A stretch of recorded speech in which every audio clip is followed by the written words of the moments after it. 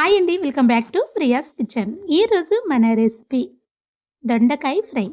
Non veg కాదండి, veg కూడా super టేస్టీగా ప్రిపేర్ చేసుకోవచ్చు. ఇలా మీరు దొండకాయ ఫ్రై చేశారు అంటే రెస్టారెంట్లో మనకి ఇలా చేస్తారు. అంతేకాదండి, పెళ్ళిళ్ళప్పుడు కూడా దొండకాయ ఫ్రైని ఇదే విధంగా ప్రిపేర్ చేస్తారు.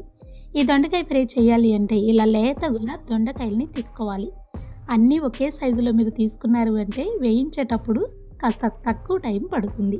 ఈ దొండకాయలను ఒకసారి గమనించండి, చూడండి ఎంత లేతగా, ఎంత చిన్న సైజులో ఉన్నాయో. ఇలా ఉన్న దొండకాయలు ఫ్రైకి చాలా బాగుంటాయి. వీటిని బాగా కడిగి కట్ చేసి పక్కన ఉంచుకోవాలి.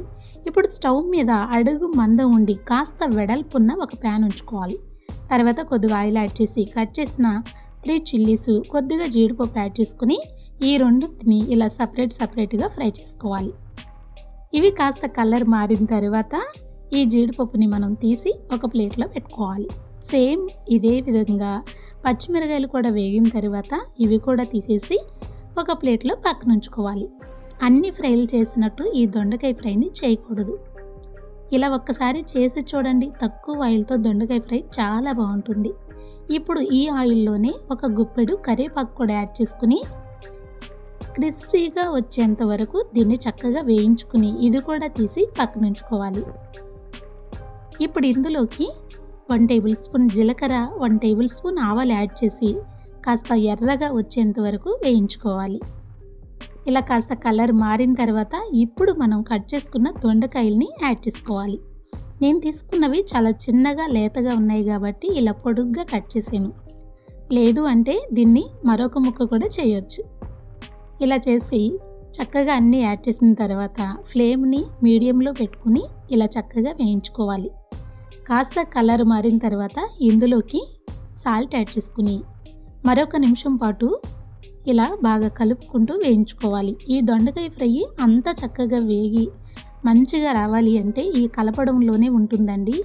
అన్ని ముక్కల్ని ఒకే విధంగా చక్కగా ఇలా కలుపుతూనే ఉండాలి. దగ్గరే ఉండి మీరు కనుక ఈ దొండకాయ ఫ్రైని చేశారు అంటే చాలా టేస్టీగా వస్తుంది.